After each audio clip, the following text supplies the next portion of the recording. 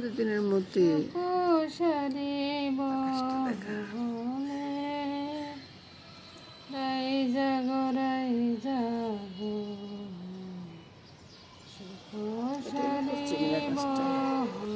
এই যে একটা ফুল ফুটছে কত সুন্দর। এই আকাশে এখনো সূর্য ওঠে নাই, ওই যে সূর্য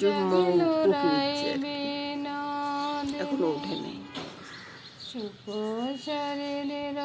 আকাশে মেঘ আছে, জাগিল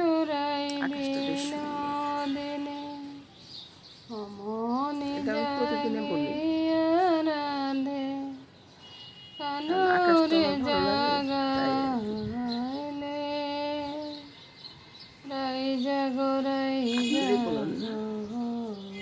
এই যে আমি আকাশের রংটা দেখাই, আপনাদের কাছে ভালো লাগে না? কত রঙে আকাশ সেজেছে। আজকে এখনো মামুনি ওঠে নাই, কবুতরের খাওয়ানটা দিয়ে দিলাম, ওরা খাচ্ছে। আজকে কবুতর খুব কমে আসছে, এখনো অনেক ভোর তো। আবার দাদুভাই উঠলে দাদুভাই দিবে।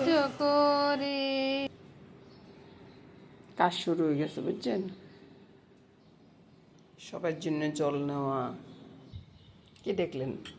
এই যে শ্বশুরমশাইয়ের জন্য সিয়াসিড, চিরতার জল, নর্মাল জল সব রেডি করে রেখেছে। রসুনটা কোথায় জানি। আর এই যে মশলার জলটা, অনেকগুলো মশলা লাগে এখানে, কত রকমের যে মশলা দেয়, সব মশলা দিয়ে মশলার জলটা রেডি করে। সব নিয়ে মামুনির সকালটা শুরু হয়ে গেছে। আর আমি যাচ্ছি একটু হাঁটতে, বুঝছেন। সকাল সকাল একটু যদি হেঁটে না আসি ভালো লাগে না, বলুন। আজকে না আমি ফুল তুলতে একটু দেরি হচ্ছে, বুঝছেন। এই যে আমার মামুনি ফুলটা তুলতেছে, দেখুন ফুলটা কত সুন্দর। একটা ফুলে পুরো আসনটা উজ্জ্বল হয়ে যায়, বলুন। আজকে না সব গাছে ফুল ফুটছে, এখানে একটা ফুটছে। গাছগুলো নতুন লাগাইছি, বুঝছেন। আর এটা হলো আমার বারান্দা। আমার বারান্দা আজকে অনেকগুলো ফুল ফুটছে, দেখুন। গোলাপি ফুল মনে হয় 6-7টার উপরে ফুটছে। আর এ ফুলটা আমার অনেক প্রিয়, এটা আমার গোবিন্দের চরণে দেওয়ার জন্য খুব সুন্দর একটা ফুল, বলুন। আর আমার মামনি তো অনেক খুশিতে ফুলগুলো তুলে নিচ্ছে। যেদিন বেশি ফুল ফুটে না, ওই দিন মামু নিয়ে ফুলগুলো তুলতে আসে। মামনি পূজা দিচ্ছে আর আমি চলে যাচ্ছি রান্নাঘরে। আচ্ছা, এই তো বন্ধুরা রান্না করে চলে এলাম। এখন মেসোমশাইয়ের সাথে কথা বলতেছি, উনি বাজার থেকে আসছে, বাজার থেকে নাকি কিছু আনে নাই, বুঝছেন। ফুল নিয়ে চলে আসছে, দেখুন। আবার যাবে বাজারে, তারপরে আবার কি আনছে।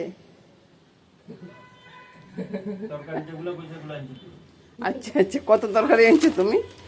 তারপরে এই যে রুটির কাইটা হয়ে গেছে, দেখাইছি কিনা সেটা ভুলে গেছি, আবারও দেখাই দিলাম আর কি। তারপরে এবার চলে আসি রান্নাতে, সকালের জন্য আর কি। সকালের জন্য রুটি খাওয়ার জন্য ওই যে ইয়ে করবো, একটা ভাজি করব। ভাজিটা হবে কি সেটা দেখাই।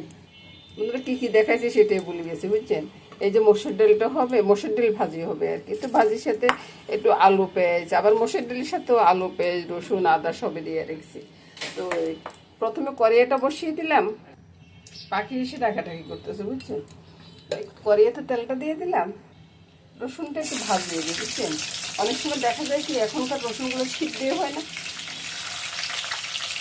ওই যে আলু আর পেঁয়াজ লঙ্কা সব কেটে দিলাম, এগুলো একটু ভাজা ভাজা হয়ে যায়। তারপরে মসুর ডালটা মাখবো আর কি। প্রতিদিনে বন্ধুরা রুটি খাওয়ার জন্য একটা চিন্তা থাকি যায়, বুঝছেন। কি দিয়ে খাবে, কি দিয়ে খাবে। তো এরকম একদিন একরকম করে ডালটা রান্না করলে না সবাই রুটি খুব সুন্দর করে খেয়ে নেবে। আপনারা চাইলে এভাবে করতে পারেন বন্ধুরা। এখানে নুন হলুদ লঙ্কাটা দিয়ে দিয়েছি। হলুদটা কিন্তু বেশি বাড়াবাড়ি দিতে যাবেন না, বাড়াবাড়ি দিলে হবে কি হলুদের গন্ধ হয়ে যায়। মসুর ডালের সাথে হলুদটা একটু বেশি পড়ে গেলে গন্ধ হয়ে যায়। একটু চিনিও দিয়ে দিলাম, তারপরে একটু তেল মেখে নেব, বুঝছেন। আর আপনারা তো চিন্তা করতেছেন যে আমি কি রান্না দেখাচ্ছি বন্ধুরা। একদিন করে খেয়ে দেখবেন, কিন্তু না খেলে তো বুঝতেই পারবেন না যে এটার মজাটা কেমন হয়। এই যে সব কিছু একসাথে মেখে নিলাম। আজকে সামনে দিয়ে মেখলাম আর কি, হাত দিলাম না। এই যে দেখুন আলু পেঁয়াজ ভাজা হয়ে গেছে, এবার মসুর ডালটা ছেড়ে দিচ্ছি।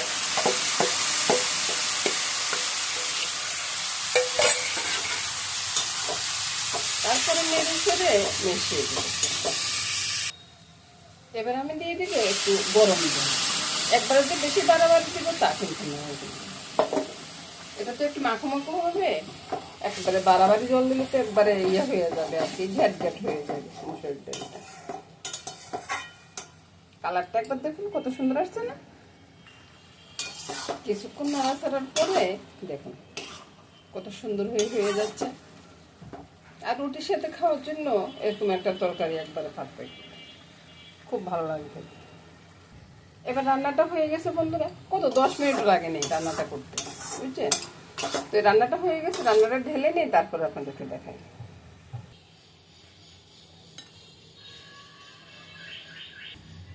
এবার দেখুন তো বন্ধুরা রান্নাটা পছন্দ হয় কি না।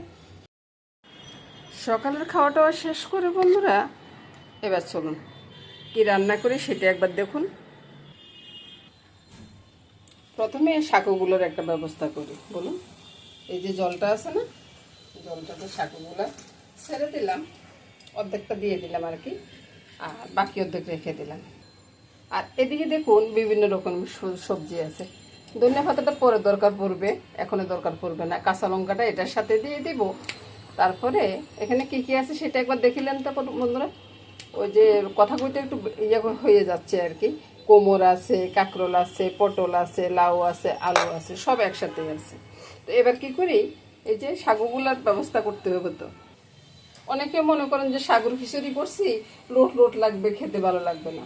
এভাবে এভাবে এভাবে একবার করে দেখুন, দেখবেন যে ভালোই লাগবে বলুন। এবার সাগুটা সিদ্ধ হয়ে গেছে, সাগু জলটা ঝরিয়ে আমি আবার ঠান্ডা জলে ধুয়ে নেব, বুঝছেন বন্ধুরা। সাগুগুলো ধুয়ে এভাবে রেখে দিলাম।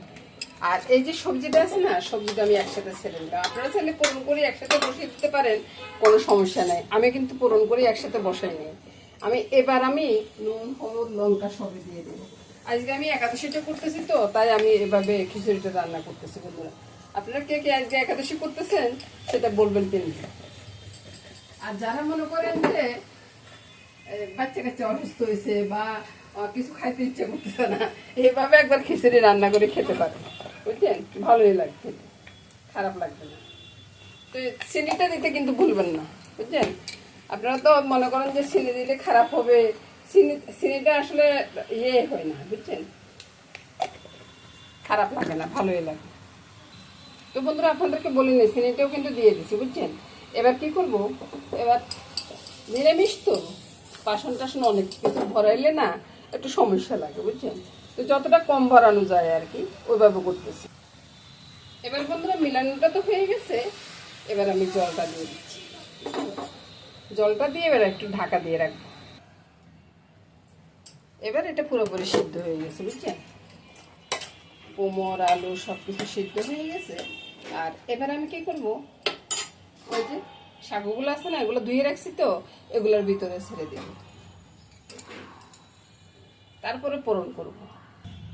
ওই যে আমার মাসিটা আসছে, তো মাসির সাথে কথা বলতেছি বন্ধুরা। ওই যে লঙ্কাটা দিয়ে দিলাম তেলে, তারপরে তেজপাতা এতটা দরকার পড়বে না, একটু পাঁচ করুন সামান্য একটু। আর এখানে আর অন্য কোনো মশলা দিব না, কারণ একাদশীর জন্য রান্না করতেছি। আপনারা চাইলে আপনারা ধনিয়া জিরার গুঁড়াটা দিতে পারেন, এখানে কিন্তু দারচিনি এলাচি দিবেন না। এবার আমি এই চুলাটা বন্ধ করে দিলাম, বন্ধ করে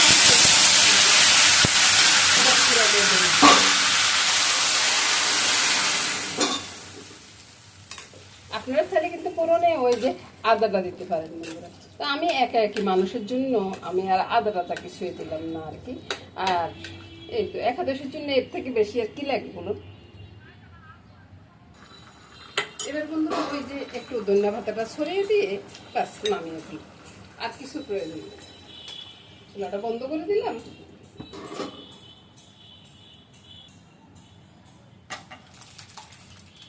এবার দেখলাম তো কত সহজে রান্নাটা হয়ে গেল, আর একটু কিন্তু লোট নাই।